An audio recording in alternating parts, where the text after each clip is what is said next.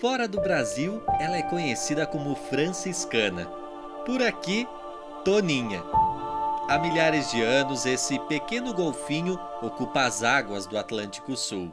Bom, a toninha é um dos menores golfinhos do mundo e ela é a única espécie remanescente de uma família muito antiga, a família Pontoporidae. E é parente, o seu parente mais próximo, inclusive, é o boto da Amazônia. Só para a gente ter uma noção, em termos de tempo, os golfinhos modernos, a maior parte das espécies que a gente conhece, tem cerca de 200 mil anos, enquanto a toninha, enquanto espécie, tem cerca de 1 milhão de anos. Então, as suas características também estão relacionadas a essa ancestralidade. Então, um rosto bastante longo, com uma grande quantidade de dentes e outras características morfológicas muito características dessa espécie.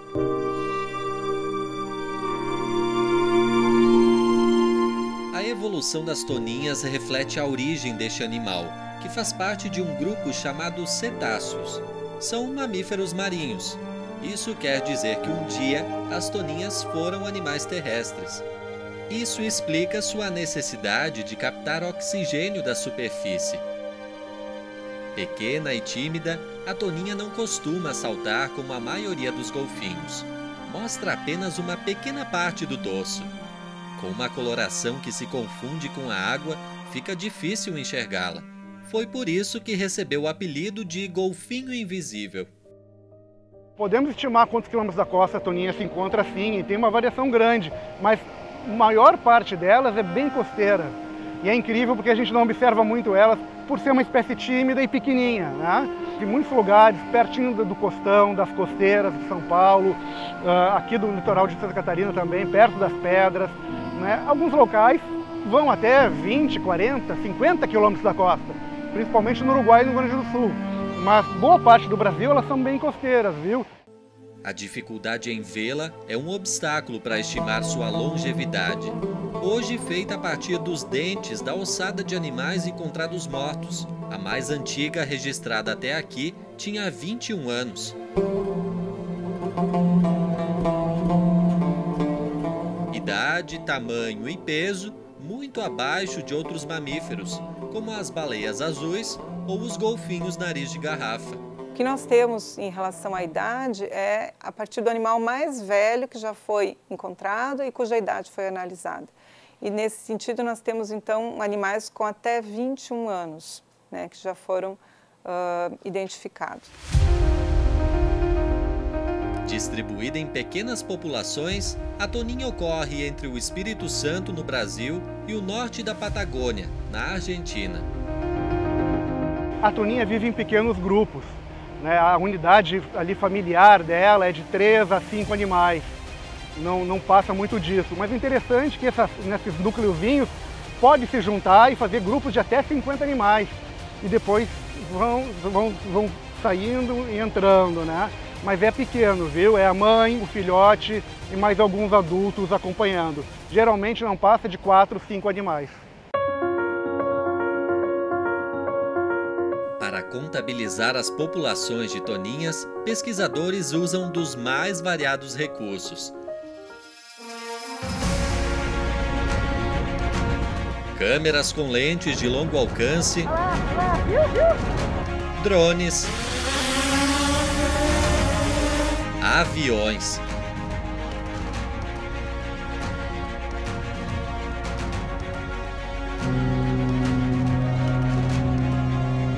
Quanto mais longe, mais abrangência.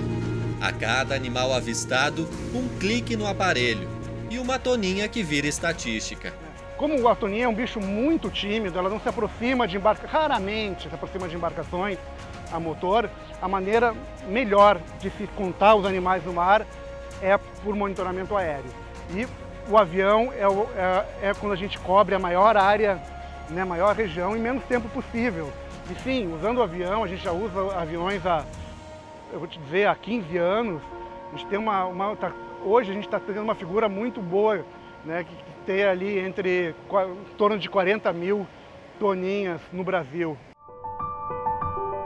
Em toda a área de incidência da espécie, um lugar virou moradia fixa. Não é comum a ocorrência de toninhas em baías, estuários ou ambientes mais protegidos. Mas a Baía Babitonga, no norte catarinense, foge completamente dessa regra. É um dos únicos locais do mundo onde é possível avistar as toninhas o ano todo. Isso está ligado à riqueza desse ecossistema. Águas calmas e protegidas. Essa é considerada a menor área de vida para um golfinho registrada no mundo. Isoladas, as toninhas da Babitonga desenvolveram características genéticas diferentes das demais populações. O que não muda é o comportamento. Na imensidão do oceano, desde o nascimento, há um forte vínculo entre um bebê e sua mãe. A separação ocorre depois de 1 ano de idade, quando os filhotes já têm capacidade para pescar suas próprias presas.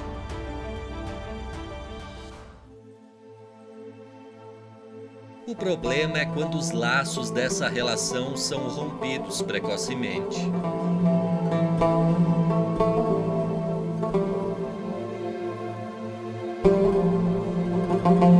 A principal ameaça que nós conhecemos, então, é a captura incidental em redes de emalho utilizadas na atividade pesqueira, tanto industrial quanto artesanal. São capturas incidentais porque não há intenção, não há um interesse de capturar esses animais, o que inclusive nem é permitido, mas sabemos que não há intenção nenhuma dos pescadores, esses animais não são utilizados. Mas o fato é que nós temos uma grande sobreposição entre as áreas mais utilizadas pela atividade pesqueira de malha e o habitat de ocorrência das toninhas. E o fato de haver essa sobreposição faz com que essas situações aconteçam, né, e acontecem de forma acidental.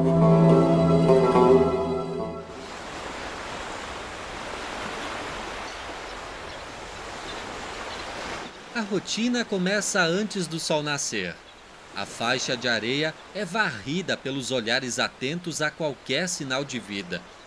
Mas, de um tempo para cá, o que eles testemunham é um ecossistema marinho pedindo por socorro.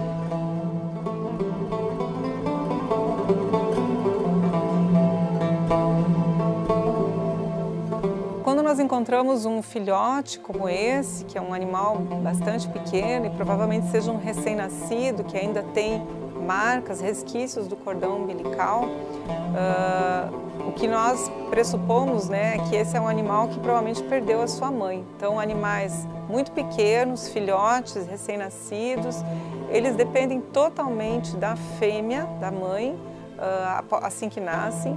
A amamentação dura de 4 a 6 meses, né, período no qual o animal se alimenta exclusivamente do leite materno. Então, se a fêmea morre, né, por uma captura incidental ou por qualquer outro fator, esse filhote não tem chances de sobrevivência. Todo ano, quase 2.000 toninhas são encontradas mortas entre o Espírito Santo e o Rio Grande do Sul. Número que não representa a mortalidade total, mas algo em torno de 30% do que realmente morre. A principal ameaça que nós conhecemos, então, é a captura incidental em redes de emalho utilizadas na atividade pesqueira, tanto industrial quanto artesanal. O fato é que nós temos uma grande sobreposição entre as áreas mais utilizadas pela atividade pesqueira de malha e o habitat de ocorrência das toninhas. É aí que entra em cena a pesca artesanal. Delimitada a alguns quilômetros da costa, a atividade sobrepõe a área das toninhas, que preferem águas mais rasas, por se alimentarem de pequenos peixes no fundo do oceano, local onde geralmente ficam as redes de emalhe. A toninha acaba presa na rede, sem conseguir voltar à superfície para respirar, morre afogada. Assim como muitas outras espécies que não são alvo dos pescadores. Quando um animal desse se enrosca numa rede, em geral elas morrem muito rapidamente, porque o estresse, né, de estar enroscado numa rede faz com que eles, né, se afoguem com mais rapidez, né, do que a sua própria capacidade de permanecer submerso. Então, assim, muito dificilmente os pescadores encontram esses animais enroscados com vida nas redes, né? Só no litoral gaúcho são encontradas por ano mais de 1.000 toninhas mortas, reduzindo a já pequena população de animais, que não passa de 40 mil indivíduos. O importante é que às vezes a gente pensa que 40 mil é um número grande, mas você tem que pensar que no Rio Grande do Sul, apenas no Rio Grande do Sul, morrem entre 1.000 e 2.000 por ano, são retiradas anualmente. Quase sempre são vidas abreviadas bem cedo. A maioria dos bichos que a gente tem recolhido são indivíduos com menos de 6 anos de idade. Então isso demonstra aí que é um grupo jovem, aparentemente, que está sendo selecionado, né, seletivamente sido capturado. Isso pode ter alguma relação com a falta de experiência, mas algo assim que eu acho que a gente precisa realmente investigar. Algo que tem sido feito há anos por pesquisadores do Projeto Toninhas, distribuídos ao longo da costa brasileira. O programa, implementado por meio de uma medida compensatória para a exploração do pré-sal, permitiu ampliar a cobertura dos trabalhos de monitoramento. Mais tecnologia, mais dados. Bom, todo o som captado, ele é trazido para esse gravador e nos permite enxergar tanto qual é a capacidade sonora dos animais aqui na região e de que maneira as atividades humanas estão interferindo, inclusive mascarando a comunicação dos golfinhos. Mais suporte para entender a mortalidade de animais. Hoje a gente já consegue ter dados mais sistematizados que permitem que a gente consiga saber exatamente quais os animais que tiveram uma mortalidade natural e quais aqueles que tiveram uma mortalidade com uma interferência com uma atividade de pesca, por exemplo.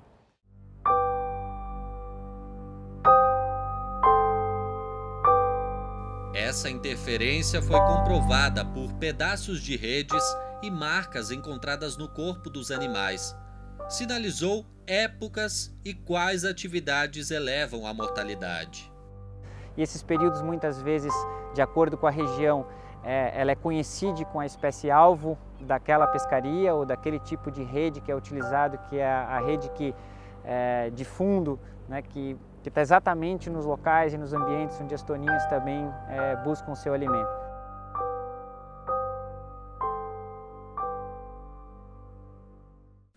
Entender a alta mortalidade de toninhas nos últimos anos não é uma tarefa fácil, mas o diálogo com pescadores abriu caminho para tentar reverter esse cenário. A pesca artesanal é a atividade de aproximadamente 1 milhão de pessoas em todo o Brasil. Minha família toda, meu pai tem 83 anos, pesca até hoje. Então a nossa família já vem assim, né, de pescadores, meus tios, meus irmãos pescam. Tem aqueles que têm um trabalho, né, fixo, e a pescaria também por fora como um biquinho, como um esporte, lazer. O intenso contato com o mar faz com que os pescadores tenham um grande conhecimento sobre esse ecossistema e também sobre suas transformações. A quantidade de pesca diminuiu bastante. Algumas espécies já não se pega mais, que assim que eu comecei a pescar hoje já não se encontra mais. Aumentou a quantidade de rede, a rede que a gente pesca hoje, antes era rede para 2, 3 embarcações. Hoje estão pescando com a rede que estão pescando hoje, numa só dava para pescar 3 embarcações. Aumentou a quantidade de rede e diminuiu a quantidade de peixe, cada vez menos. Para voltar com a produção necessária, algumas redes de emalhe podem chegar a 30 quilômetros de comprimento, com um tempo de espera longo. Olha o tamanho da minha rede que tem, ó. 30 metros de altura por 1.400 metros de comprido. Antigamente, se você colocasse uma rede dessa, você não tirava do mar de peixe. Concorda? Então você vê aonde que nós estamos chegando, né? A que ponto nós chegamos. Um ponto que ameaça a renda do dia seguinte em muitas comunidades. Vai ter que evoluir mais em rede, para poder ter mais o sustento da nossa família aí, né? E se for com esse pouquinho de rede que a gente consegue trabalhar aí, não vai dar mais. Vai ser mais rede e mais pouco peixe, assim, né? Para poder alcançar o tanto que a gente para o sustento da família da gente, né? Esse cenário permite compreender melhor a mortalidade de espécies que não são alvo, como as toninhas. Por ano, a captura acidental mata e desperdiça entre 18 e 40 milhões de toneladas de espécies marinhas. Eu, por exemplo, volta e meia a gente pega a tartaruga, mas a tartaruga normalmente ela bate quase na boia. E são raros aqui que morre, que a gente consegue Sabe, a maior parte a gente consegue liberar ela, né, soltar, porque dá pena. Eu sou uma pessoa muito consciente nesse sentido, sabe?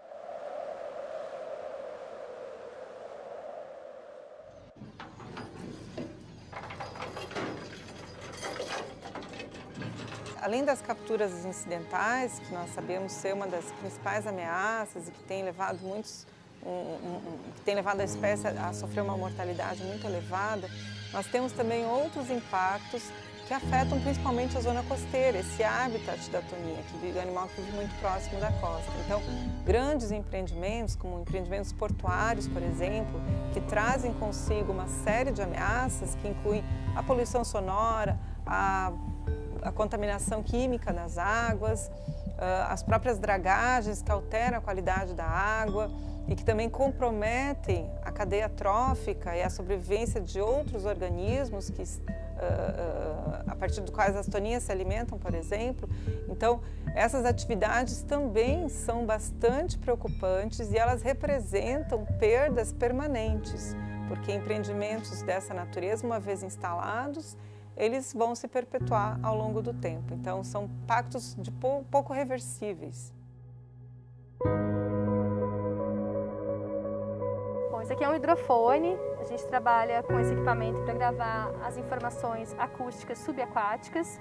Esse hidrofone ele tem a capacidade tanto de captar o som dos animais embaixo da água, como todos os sons das atividades humanas que são realizadas aqui na região, que nos permite enxergar tanto qual é a capacidade sonora dos animais aqui na região e de que maneira as atividades humanas estão interferindo, inclusive mascarando a comunicação dos golfinhos.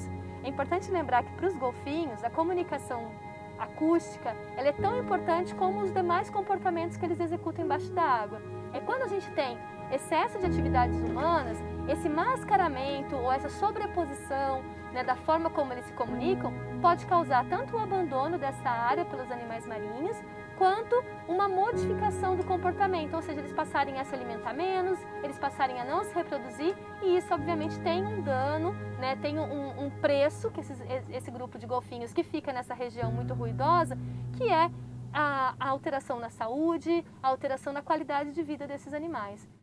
Mas como evitar tantos animais presos às redes sem comprometer a principal fonte de renda dessas famílias?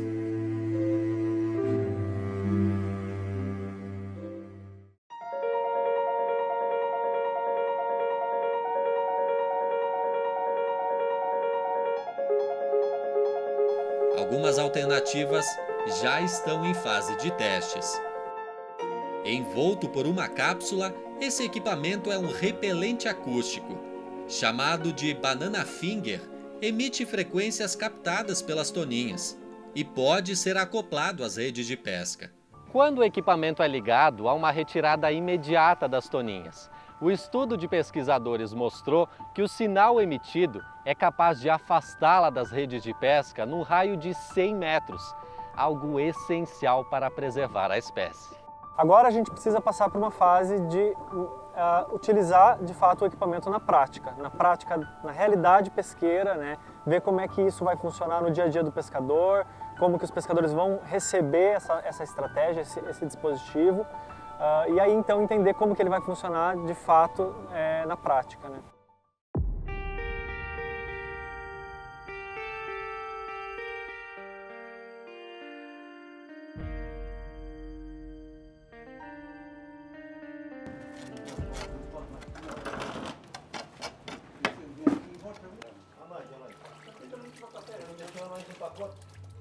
Um dos peixes chamados salteira, né? Que a gente pegava aí 300, 400 quilos aí. Hoje a gente vem pegando aí a base de 20 quilos, 10 quilos de peixe aí. Na quantidade é o máximo ainda aí. Tem dia aí que vem 3 peixes, 4 peixes. Começamos a pescar com malha 10, com malha 20, com malha 7 para cima. Hoje nós estamos pescando com malha 5. Você entendeu? Então ele não captura só aquele que você quer, ele captura outras espécies também que vêm junto. O declínio populacional de espécies exploradas comercialmente já não é uma suposição. A lista de fauna ameaçada do Ministério do Meio Ambiente tem 64 espécies, segundo o último relatório de 2014. Um salto em 10 anos. Peixe-espada aqui a gente não tinha tanto valor. Muitas vezes comecei a pescar assim, ó, tirava da rede e jogava fora. E de uns tempos comecei a trabalhar com ele com filé. E hoje acabou, para nós aqui não tem mais. Uma das maiores preocupações com relação à pesca é garantir que as espécies exploradas tenham condições de manter populações sustentáveis no longo prazo. Mas o Brasil não sabe a situação de 94% dos peixes que explora.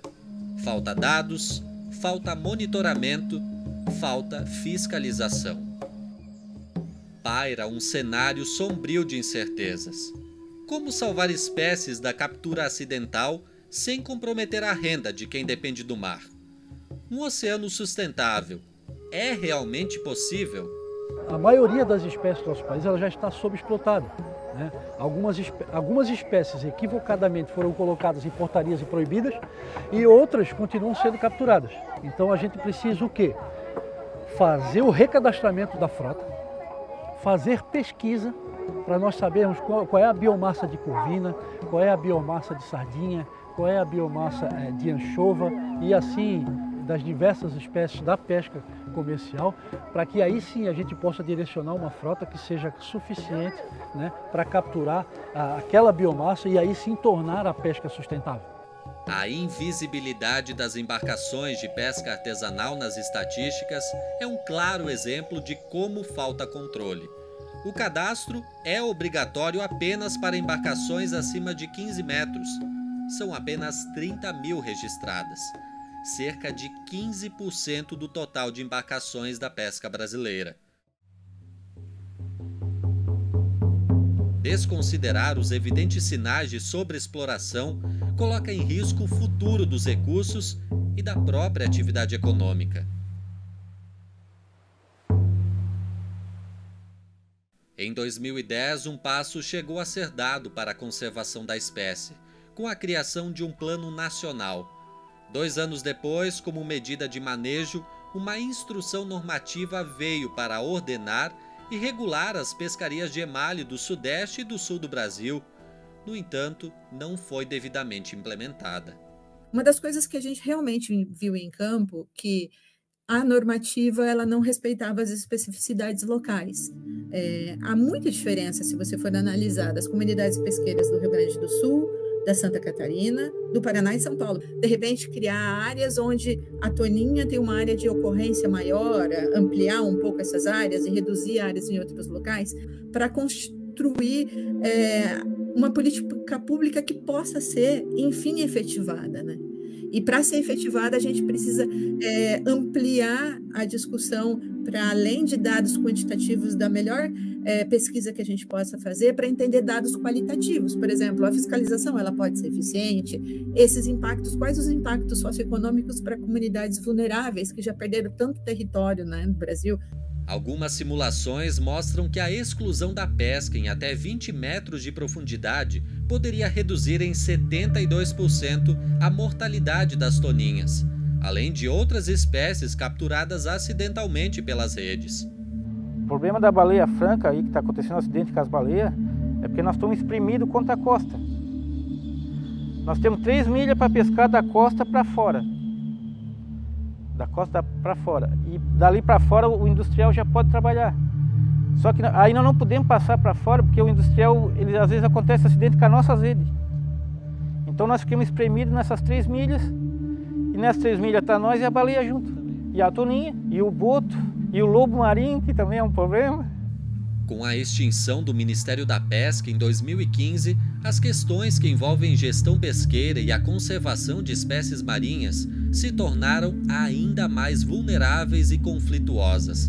O Ministério Público Federal olha para o horizonte com a esperança de que um dia vai encontrar a solução que ainda não existe. Alguns instrumentos da nossa legislação ambiental que não foram colocados em prática ainda, embora alguns deles existam há muito tempo, há 40 anos, por exemplo, né, pensando na Lei da Política Nacional do Meio Ambiente, isso ainda não saiu do papel e são instrumentos essenciais para a gente conseguir uma gestão ambiental adequada de um espaço como esse, né? As pesquisas realizadas na costa brasileira ainda têm muito trabalho pela frente. Até aqui, trazem dados importantes para que sejam desenvolvidas ações e políticas públicas efetivas, que contribuam não apenas para a conservação de espécies como as toninhas, mas levem em conta a realidade socioeconômica das populações locais. Realmente entender a mortalidade e reduzir essa mortalidade, a gente tem que entender um pouco mais sobre questões de saúde, de educação, de segurança alimentar humana. A gente tem que entender um pouco mais sobre as relações humanas, né? Quais são as dependências dessas comunidades com relação às suas questões mais básicas de sobrevivência das comunidades humanas, para a partir daí conseguirmos ligar, estreitar as nossas relações e discutir questões mais ambientais. A manutenção de um oceano limpo, saudável, explorado de maneira sustentável e capaz de se regenerar depende do engajamento de todos.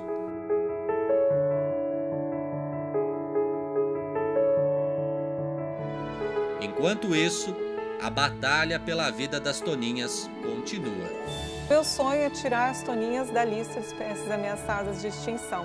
Então, saber que a gente tem populações que são sustentáveis, que têm condições de se manter a longo prazo e dessa forma propiciar que as gerações futuras possam também conviver com essa e com várias outras espécies que estão aí associadas.